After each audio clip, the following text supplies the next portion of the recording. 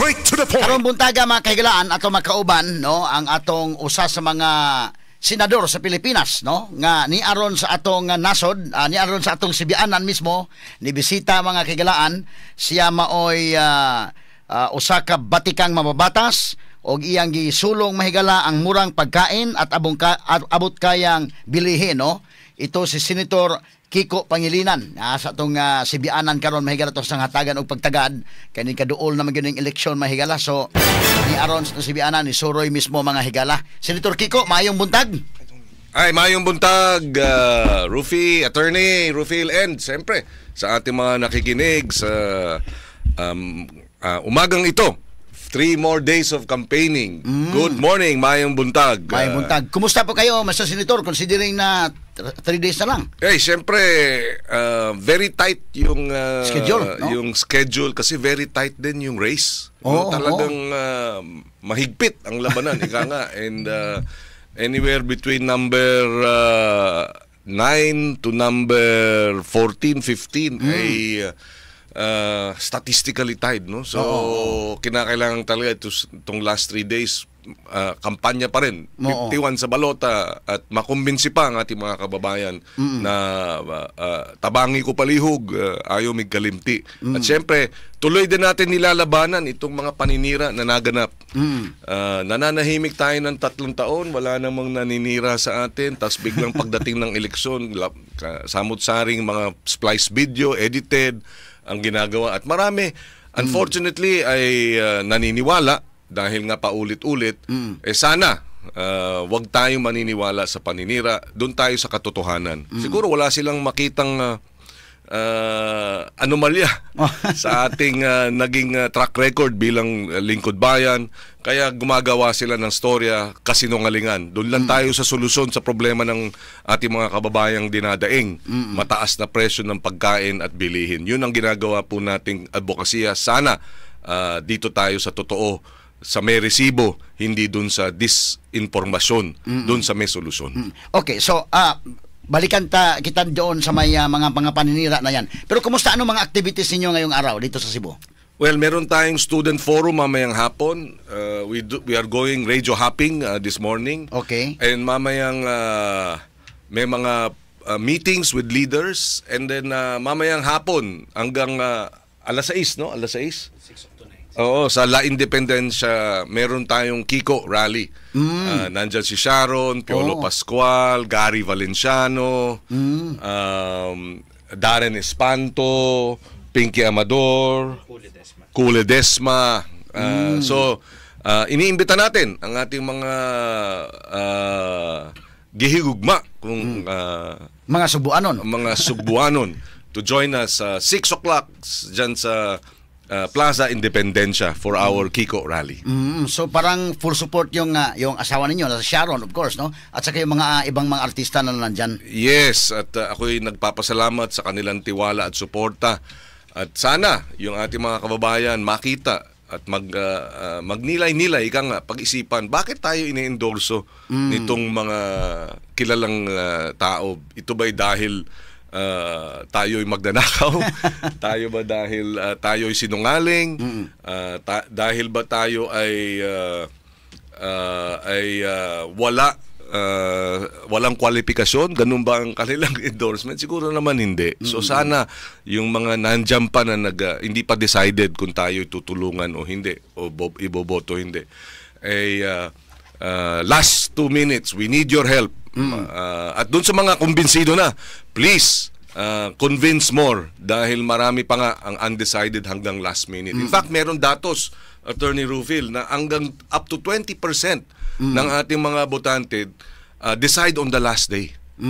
So, ibig sabihin, ngayon pa lang ay meron pang mga baka meron pang 15-20% di pa nagde-decide. So, magmuminsi pa. Let's convince more dun sa mga supporters natin. Balik tayo ito sa mga paninira dahil bakit kaya na parang kayo ang pinuntarya, Senator Kiko?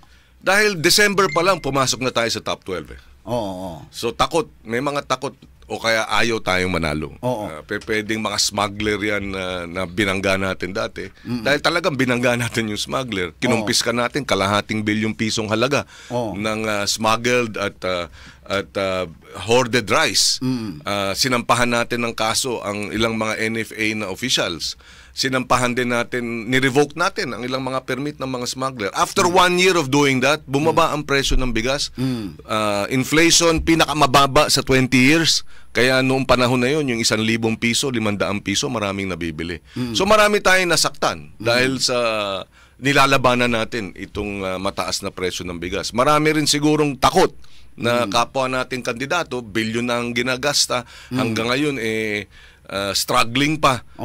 Tayo, sabi ko nga, karampot lang ang ginagastos, walang malaking makinarya, pero we're still in the running. So yun, maaaring paninira. Kaya nga, wag tayong maniniwala. Alam ko marami dyan, nag-iisip, teka, totoo ba ito o hindi?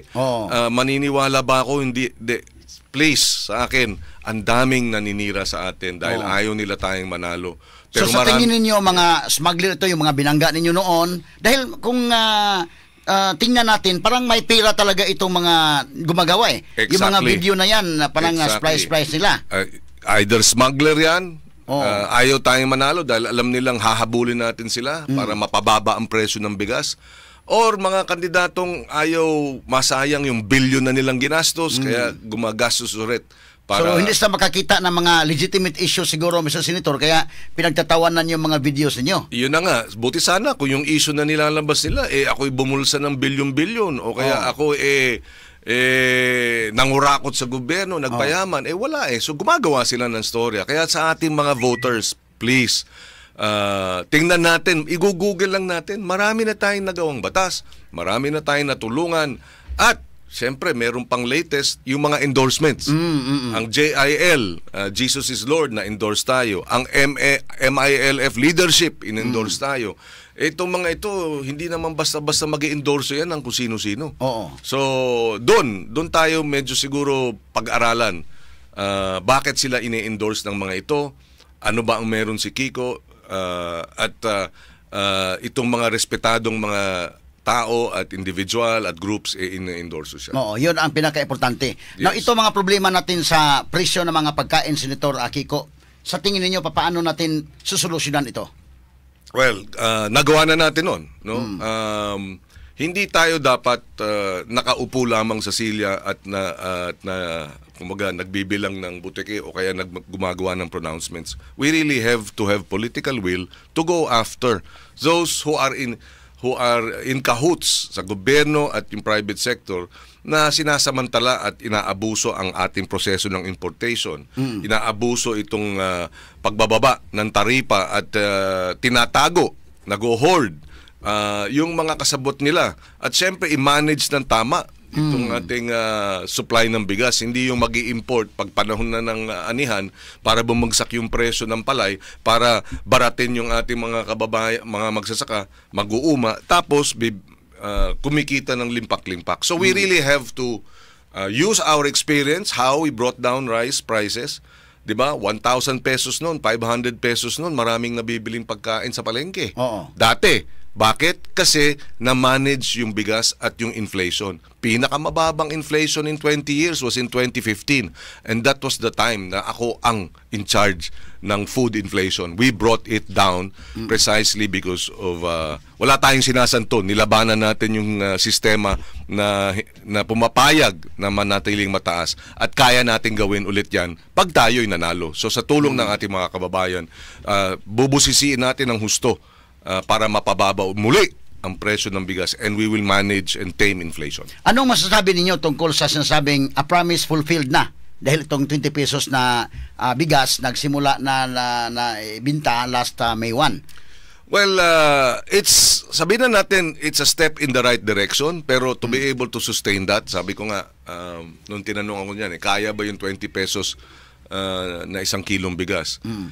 Nung sinabi ni Pangulong BBM yon, ang sa akin, kung ako ang magbibigay ng advice sa kanya, at para magawa ito, di ba, ladagdagan natin ng 100 billion every year ang Department of Agriculture budget, at gagawin natin every year for 6 years para by the end of 6 years, sabi, di ba, kasi nangangampanya siya noon, around 700 billion to 750 billion na ang ginagasta natin sa agriculture na dapat bigyan ng pataba, bigyan ng pestisido, bigyan ng seedlings, bigyan ng crop insurance, health insurance, ang ating farmers, fisherfolk, bigyan ng malalaking bangka, bigyan ng, in other words, pagkain yan eh. Dapat namumuhunan ng ating gobyerno mismo para matiyak na yung food producers natin ay may capacity to produce the food para maganda ang food supply.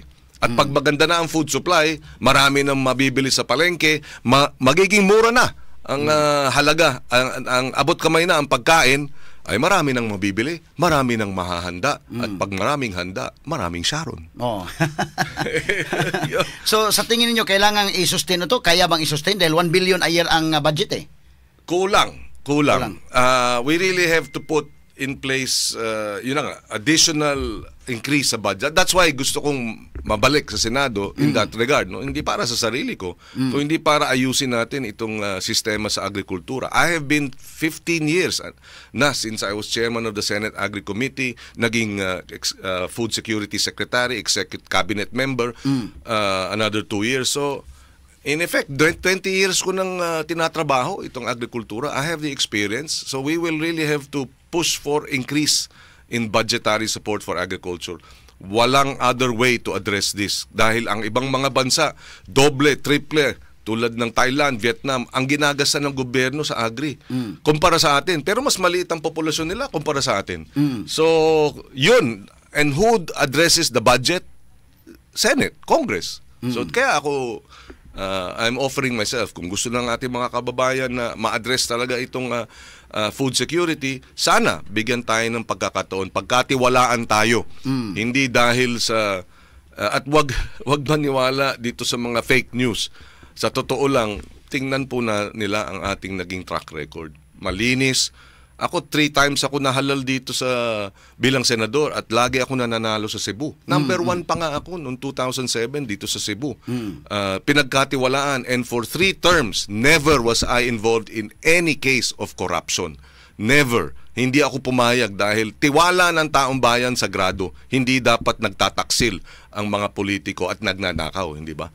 So, I hope na ma-overcome ng ating mga kababayan yung duda dahil sa fake news na ngayon lang lumalabas, at tingnan yung 15 taon o 18 taon nating panunungkulan na wala tayong bahid na anumang katiwalian at tapat at totoong serbisyo lamang. Meron kaming nakuhang balita, Senator Kiko, I don't know if you can confirm this, na mayroon daw endorsement sa inyo. Ito si Cebu Governor Gwendolyn Garcia. Well, ito nga, no? Merong meeting kagabi. I was welcomed by Congressman Lagon, no? Si Daphne and party list, no? Ako Bisaya party list, si Congresswoman and Congressman Lagon. Nandun si Gwen, and andun din ang iba pang mga, Congressman Frasco was there, second party list nominee ng Ako Bisaya, si Clarissa Garcia was there, mayors of the 5th and 6th district. And doon, in-endorso tayo no, ni Governor Gwen sa mga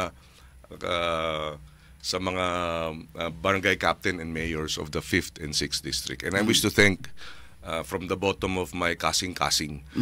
Nais kong dagang salamat to Governor Gwen for this endorsement. Malaking bagay for us. And magkakaroon siguro ng mga post, di ba, i-upload sa iba-ibang mga social media platforms. So I thank them for this support. Yung mensahe na lang po ninyo, Mr. Senator, sa mga nakikinig sa broadcast ngayon sa buong Visayas at Mindanao, Sampal, sa Luzon, at saka yung mga social media platforms po natin. 3 days more of campaigning, tapos May 12 sa Lunes ay boboto na po tayo. Kiko Pangilinan, number 51 sa balota. Tayo po nagsilbi ng tapat at totoo ng mahigit 20 taon bilang lingkod bayan. Wala tayong bahid ng corruption. Solusyon, hindi disinformasyon. Sa ating mga kababayan na hindi pa nakakapag-decide in full, please consider tuloy-tuloy ang ating pagsulong. Sabi ko nga, lumalaban, tumatakbo para sa mga kababayan nating naniniwala na may pag-asa pa ang bayan, kayang manaig ang katotohanan sa kasinungalingan at kayang mananalo ang lumalaban ng patas at hindi magnanakaw. Kaya ayaw migkalimti, tabangi ko palihog, Kiko Pangilinan, number 51 sa Balota, mamayang gabi, 6 o'clock, Plaza Independencia sa ating mga kababayan dito sa Cebu. Please join us, Sharon, Gary Valenciano, Piolo Pascual. We hope to see you there. Parang concert ito, no? Parang libreng concert, no? Yes, libreng concert and Kiko Rally. Yun po, dagang salamat and thank you very much. Thank you, Panyero. Salamat. Number 1 sa balita, number 1 sa komentaryo, number 1 sa drama, at number 1 sa serbisyo publiko. DYHP RMN Cebu, the official overall number 1. Radyo Boy Nationwide.